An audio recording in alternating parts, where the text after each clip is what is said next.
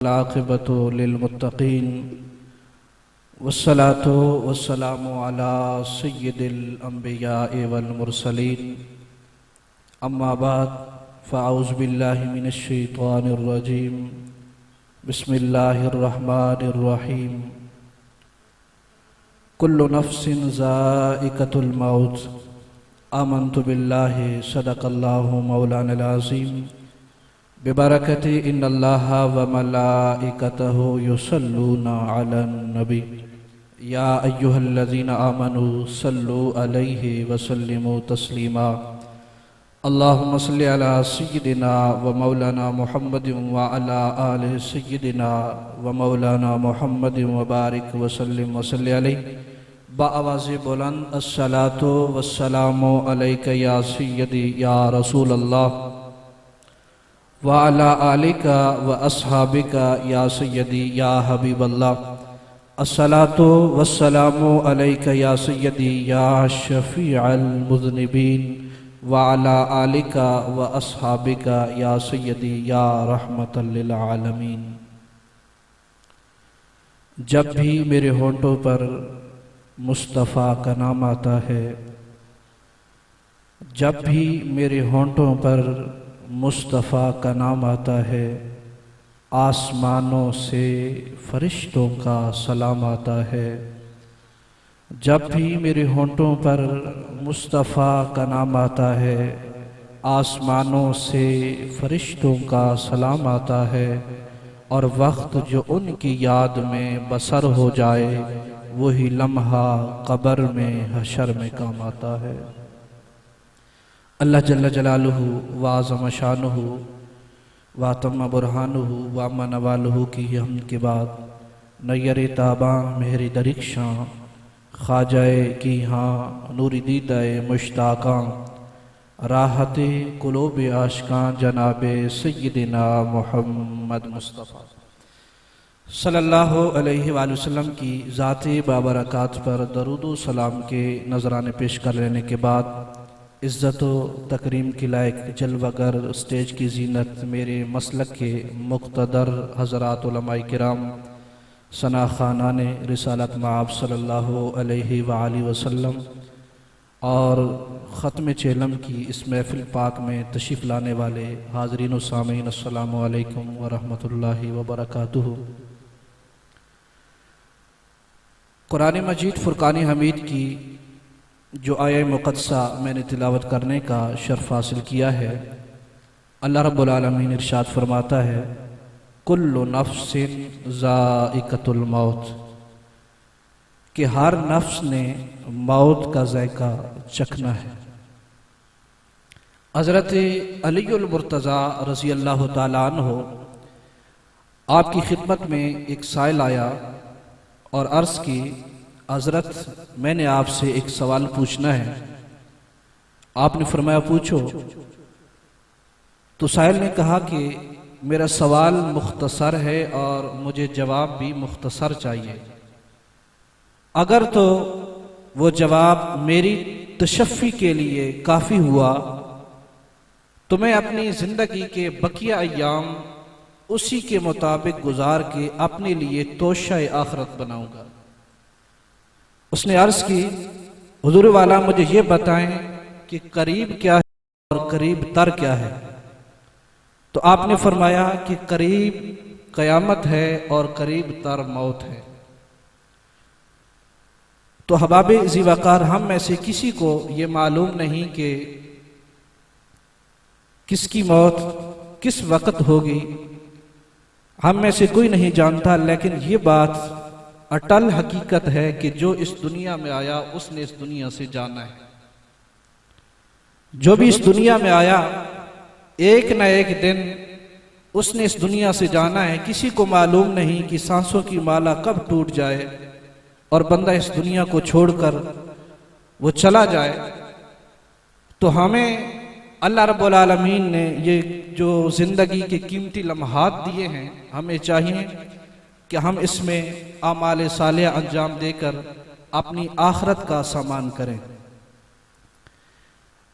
3 काम ऐसे हैं कि अगर बंदा इस दुनिया में कर ले तो ये नेकियों का ख़जाना भी है। उनमें से पहला काम ये है कि बंदा नमाज पढ़े, और ये तीनों काम आमाले बद यानी इबादत बदनिया के साथ ताल्लुक़ रखते हैं। हर आदमी चाहे वो छोटा है या बड़ा है, अमीर है या गरीब है, वो ये तीनों काम कर सकता है। ये इबादत बदनिया के साथ ताल्लुक़ रखते हैं, इसमें कोई माल या पैसा खर्च नहीं होता। उनमें से पहला काम है कि नमाज। आपको पता है कि जब आप नमाज के लिए वुजू बनाते हैं तो जब बंदा हाथ धोता है तो अल्लाह हाथों के गुनाह मुआफ फरमा देता है, और जब बंदा अपना चेहरा धोता है तो चेहरे में आंखें हैं, नाक है, इंसान का मुंह है, जुबान है। तो जब बंदा नमाज के लिए वुजू कर रहा होता है, चेहरा धो रहा होता है, तो आंखों से जो गुनाह किए होते हैं अल्लाह वो माफ फरमा देता है। जब बंदा चेहरा धो रहा होता है, अगर जुबान से झूठ बोला, किसी को तकलीफ दी, जब वो नमाज के लिए वुजू बना रहा होता है तो अल्लाह जुबान के गुनाहों को भी माफ फरमा देता है। जब बंदा नमाज के लिए वुजू कर रहा होता है और पाँव धो रहा होता है तो अल्लाह रब्बुल आलमीन पाँव के गुनाह भी माफ फरमा देता है। और वुजू बना के जब बंदा मस्जिद का रुख करता है तो हर कदम पे अल्लाह रब्बुल आलमीन उसे अजर अता फरमा देता है। बंदा मस्जिद में पहुंच गया, जाकर वो सफ में खड़ा हो गया। मेरे करीम आका अलैहिस्सलातु वस्सलाम फरमाते हैं, इज़ा कब्बर अल अब्दु लिस्सलाति यक़ूलु अल्लाहु तबारक व तआला लिल मलाइकति इरफ़ाउ ज़ुनूब अब्दी। बंदा मस्जिद में पहुंच गया, जाकर सफ में खड़ा हो गया, उसने सिर्फ इतना कहा अल्लाहु अकबर। अब अल्लाह रब्बुल आलमीन फरिश्तों को हुक्म इरशाद फरमाते हैं, ऐ मेरे फरिश्तों, इस बंदे के जितने भी गुनाह हैं, आज तक इसने जितने भी गुनाह किए हैं, उन सब गुनाहों को उठा लो, उन सब गुनाहों को उठा लो। अब क्या होता है, बंदा मस्जिद में खड़ा है, जितने भी जिंदगी में गुनाह किए, नमाज की हालत में खड़ा है, फरिश्ते उन सारे गुनाहों को उठा लेते हैं। अब बंदा गुनाहों से पाक होकर अपनी रब की बारगाह में क़याम कर रहा है, बंदा गुनाहों से पाक होकर अपने रब की बारगाह में रुकू कर रहा है, बंदा गुनाहों से पाक होकर रब की बारगाह में सजदा रेज हो रहा है। अब बंदे ने एक रकात मुकम्मल की, दूसरी रकात मुकम्मल हुई, तीसरी मुकम्मल हुई, चौथी में जब तशहुद में बैठा, सलाम फेरा, फरिश्ते अर्ज करते हैं, या रब्बल आलमीन, तेरा बंदा नमाज पढ़ के फारे हो गया है, अब इसके गुनाहों का क्या करना है। अब वो गुनाह जो इसके कांधों पे चढ़े हुए थे, जिंदगी में इसने किए, हमने उठाया हुआ है, मौला अब इसके गुनाहों को क्या करना है। क्या हम इसके गुनाह दोबारा इसके कंधों पे डाल दें? तो रब्बे कायनात की तरफ से हुक्म होता है, मेरे फरिश्तों, मैं बड़ा गफूरुर रहीम हूं, मैं बड़ा करीम हूं, इसके गुनाहों को वापस नहीं करना। अगर गुनाह दोबारा वापस इसके कंधों पे डाल दिए, फिर कौन है जो इसके गुनाहों को माफ करेगा? फिर कौन है जो इसकी बख्शिश करेगा? कौन है जो इसका रोना धोना देखेगा? कौन है जिसके सामने जाकर ये गिड़गिड़ाएगा, मेरे फरिश्तों, मैं बड़ा गफूरुर रहीम हूं, मैं बड़ा करीम हूं, इसके गुनाहों को वापस नहीं करना, तुम गवाह हो जाओ, मैंने इसके गुनाहों को बख्श दिया है, मैंने इसके गुनाहों को माफ कर दिया है। तो अहबाब ज़ीवकार, नमाज ये एक ऐसा नेकी वाला काम है कि अगर आप रोज नमाज पढ़ोगे, रोज के जितनी भी गुनाह है अल्लाह रब्बुल आलमीन माफ फरमा देगा। दूसरा काम है कुरान की तिलावत, तिलावत कुरान, इसका मामूल बनाओ, इसकी आदत बनाओ। मेरे मुस्तफ़ा जान रहमत सल्लल्लाहु अलैहि वसल्लम ने इरशाद फरमाया, जो कुरान पढ़ता है और कुरान का एक हर्फ पढ़ता है, अल्लाह रब्बुल आलमीन उसे 10 नेकियां अता फरमाता है।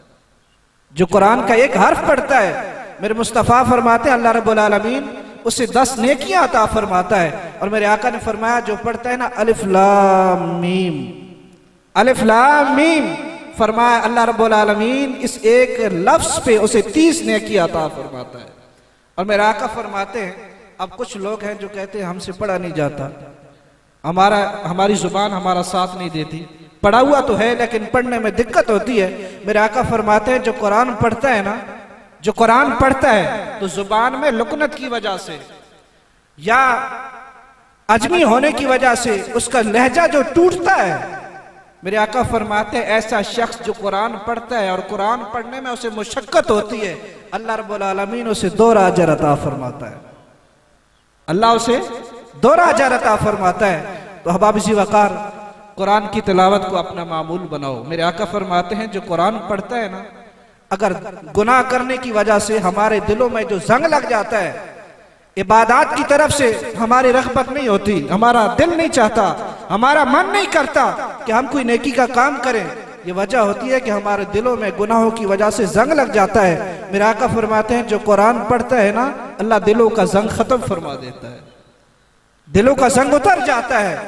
तो अपनी जिंदगी में कुरान पाक की तिलावत का मामूल बनाएं। और तीसरा काम, जिसके वालिदैन जिंदा हैं वो अपने वालिदैन की खिदमत करें, वो अपने वालिदैन की खिदमत करें। वालिदैन अल्लाह रब्बुल आलमीन का, अल्लाह रब्बुल आलमीन की बहुत बड़ी नेमत है। और ये इतनी बड़ी नेमत है, आज अगर हम हज करने के लिए जाए ना तो हमारा कितना पैसा खर्च होता है, पैसा अलग खर्च होता है, वक्त देना पड़ता है, अपने घर से निकलना पड़ता है, मुशक्कत बर्दाश्त करनी पड़ती है। जिसके वालिदैन जिंदा है, मेरे आका फरमाते हैं जो अपने वालिदैन को सिर्फ प्यार की नजर से, मोहब्बत की नजर से देख लेता है, अल्लाह रब्बुल आलमीन उसे मकबूल हज का सवाब अता फरमाता है।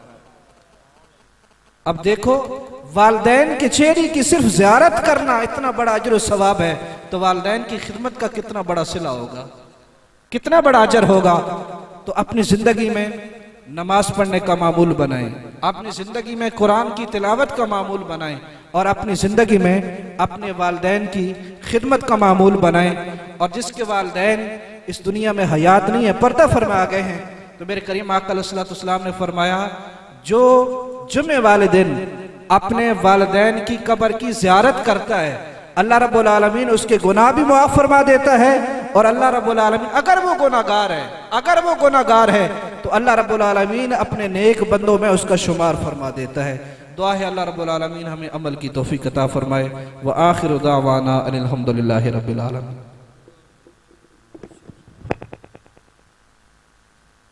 माशाअल्लाह, जज़ाकल्लाह। अब नारों की गूंज में दावत हिताब पेश कर रहा हूँ।